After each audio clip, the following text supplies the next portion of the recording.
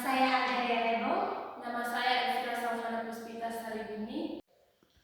Baik, yang pertama saya akan menjelaskan tentang fungsi pembangkit momen. Fungsi pembangkit momen adalah suatu fungsi yang digunakan untuk menentukan distribusi peubah acak dengan cara melihat momennya. Nah, jika fungsi pembangkit momen itu diketahui, maka distribusi peubah acak juga dapat diperoleh. Selanjutnya kita masuk pada teorema dari fungsi pembangkit momen. Teoremanya adalah jika X1 sampai dengan Xn adalah peubah acak bebas, maka fungsi pembangkit momennya itu mxit itu dengan y itu sama dengan sigma i sama dengan 1 sampai n. Baik, berdasarkan definisi dari fungsi pembangkit momen untuk y itu dapat kita tulis myt sama dengan ekspektasi dari e pangkat ty. Seperti yang kita ketahui bahwa y tadi itu kan sigma i sama dengan 1 sampai n, atau dalam bentuk lain itu x1 tambah x2 sampai dengan xn. Sehingga dengan mensubstitusikan y nya itu kita peroleh ekspektasi dari e pangkat t kali x1 tambah sampai dengan xn. Kemudian bentuk ini tuh kita gunakan sifat eksponensial sehingga kita peroleh ekspektasi dari e pangkat tx1 sampai dengan e pangkat txn.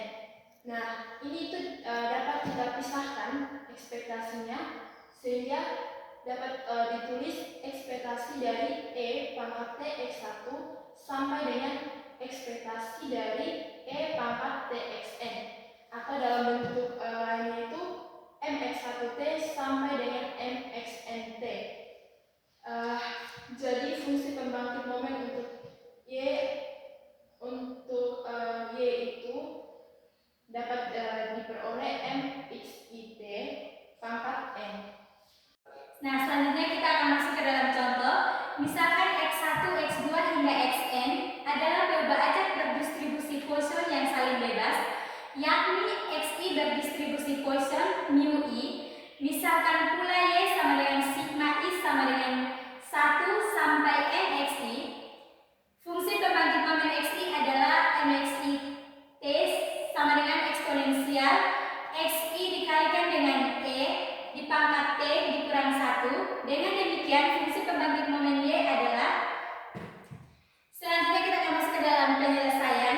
Nah, jadi berdasarkan definisi fungsi pembangkit momen, yaitu myt sama dengan mxit hingga mxnt.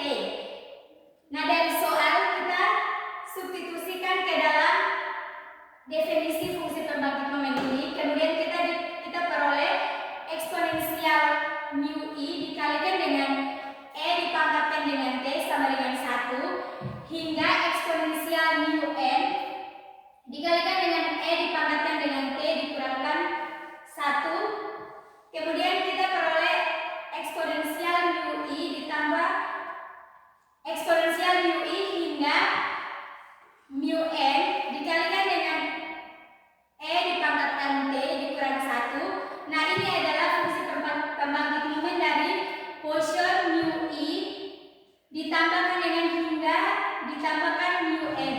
Jadi y sama dengan sigma i sama dengan 1 sampai m xi berdistribusi Poisson sigma i sama dengan 1 sampai dengan n mu i. Baik, di sini kita ketahui bahwa misalkan y itu sama dengan sigma i sama dengan 1 sampai n xi, maka fungsi pembangkit momen xi-nya itu adalah myt sama dengan mx1t sampai dengan mxnt.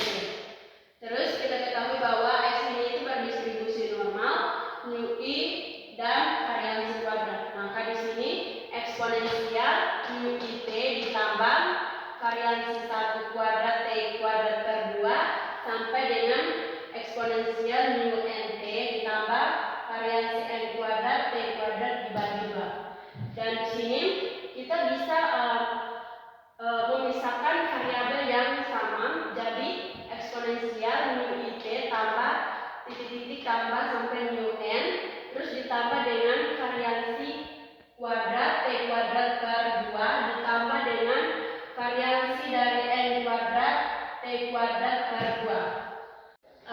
Maka kita bisa pisahkan mu dengan variansi sehingga kita dapat eksponensial mu i ditambah titik-titik ditambah mu n dikalikan dengan T, terus ditambah dengan variansi 1 kuadrat ditambah titik-titik ditambah mu n kuadrat dikali dengan T kuadrat dibagi 2.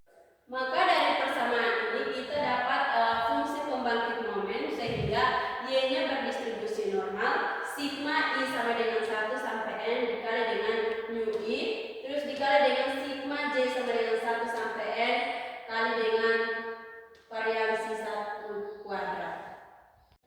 Selanjutnya kita akan masuk pada materi yang kedua, yaitu teorema limit pusat. Sebelumnya di sini saya akan menjelaskan sedikit tentang definisi dari limit pusat. Definisi limit pusat secara umum menyatakan bahwa jika kita mengambil sampel acak yang cukup besar dari populasi manapun, dalam artian di sini itu memiliki distribusi populasi apapun, sepanjang dia itu memiliki rata-rata dan juga varians hingga, maka distribusi dari rata-rata sampel akan mendekati distribusi normal terlepas dari bentuk asalnya. Baik, di sini saya akan menjelaskan tentang teorema limit pusat. Jadi di sini kami mengambil teorema limit pusat kelima, yaitu misalkan x1, x2 sampai xn adalah n2 keubah acak yang bebas berdistribusi identik dengan rata mu dan variansi kuadrat, maka keubah acak yn itu sama dengan sigma i sama dengan 1 sampai n xi dikurang n dikali mu dibagi dengan sigma dikali akar n berdistribusi normal dengan 0,1. Sekarang dibuktikan, maka fungsi pembangkit momen dari yn itu adalah mdn t sama dengan mtn, sehingga ekspektasi dari e pangkat tyn itu sama dengan kita substitusikan yt-nya yang ini sehingga jadi ekspektasi e pangkat t dikali sigma i sama dengan 1 sampai n xi dikurang n dikali mu dibagi sigma dikali akar n. Sehingga dari persamaan ini kita tahu bahwa sigma i sama dengan 1 sampai n, sehingga kita bisa tulis e ekspektasi e dikali t x1 dikurang mu dibagi sigma kali akar n ditambah t dikali x2 dikurang mu dibagi sigma akar n tambah titik-titik tambah dengan t dikali xn dikali mu dibagi sigma akar n. Sehingga kita bisa pisahkan nilai dari persamaan ini ke dalam ekspektasi, sehingga dia jadi e dikali e pangkat t x1 dikurang mu dibagi sigma kali akar n dan seterusnya. Terus kita bisa kurungkan setiap persamaan sehingga jadi ekspektasi e dikali t dikali x1 dikurang mu dibagi dengan sigma akar n. Bisa lihat dari persamaan tersebut, sehingga kita bisa dapat tulis e itu dikali dengan e di pangkat t dikali x1 dikurang mu dibagi sigma kali akar n itu dipangkatkan n.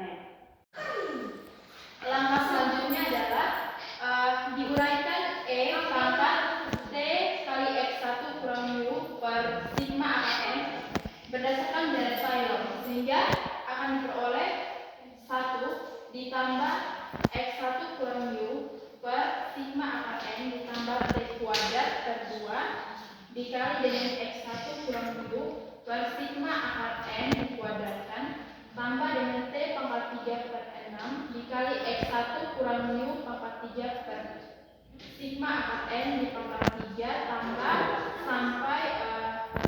sampai kemudian dipangkatkan dengan n. Kemudian pada bagian ini e-nya di sini muncul karena kita itu sedang menghitung harapan ekspansi eksponensial, sehingga di sini tuh muncul T pangkat E dikali X1 kurang mu per sigma akar N. Kemudian seperti yang kita tahu bahwa E pangkat X1 kurang mu itu sama dengan 0, sehingga untuk sini itu suku ini 0. Kemudian E dikali X1 kurang mu dikuadratkan itu sama dengan sigma, sehingga nanti bagian sini itu diperoleh T kuadrat per 2N terus tambah 3 pangkat 3 per N6 dikali kali X1 kurang mu pangkat 3 per sigma pangkat 3 N kali akar N dipangkatkan dengan N. Kemudian di sini limit N mendekati tak hingga dari F dengan fungsi Tn itu sama dengan limit N mendekati tak hingga dari 1 tambah T kuadrat per 2N tambah T pangkat 3 per 6 dikali dikali ekspektasi dari X1 kurang mu per sigma pangkat 3 N akar N tambah kemudian dipangkatkan dengan N. Pada bagian ini muncul N mendekati tak hingga karena kita tuh sedang menyelidiki fungsi limit pusat, di mana kalau kita memiliki sejumlah besar sampel independen dari distribusi apapun dengan min itu mu dan variansinya itu sigma kuadrat, maka distribusi dari rata-rata sampel itu akan distribusi normal standar ketika N mendekati tak hingga, sehingga nanti kita peroleh limit N mendekati tak hingga dari 1 tambah T kuadrat per 2N dipangkatkan dengan X itu sama dengan E pangkat T kuadrat per 2. Diperoleh bentuk yang merupakan FPK dari distribusi normal baku, artinya YN itu sama dengan sigma I sama dengan 1 pangkat N dari XI kurang NU per sigma akar N yang berdistribusi normal pada rata-rata 0 dengan varian 1. Nah, selanjutnya kita akan masuk ke dalam contoh. Misalkan X bar rata dari sampel acak berukuran 75 dari distribusi dengan fungsi kepadatan peluang berbentuk Fx sama dengan 1 untuk X lebih besar 0 lebih kecil 1 dan 0 untuk X lainnya. Nah, di sini kita akan menghitung peluang dari X bar lebih besar 0,45 lebih kecil 0,55. Selanjutnya penyelesaian, kita akan menghitung ekspektasi X dan variansi X. Yang pertama kita akan menghitung mu atau ekspektasi X dengan integral dari 0 sampai 1 X dx sama dengan 1/2. Kemudian yang kedua kita akan menghitung mu aksen 1 atau ekspektasi dari X kuadrat sama dengan integral dari 0 sampai 1 X kuadrat dx sama dengan 1/3.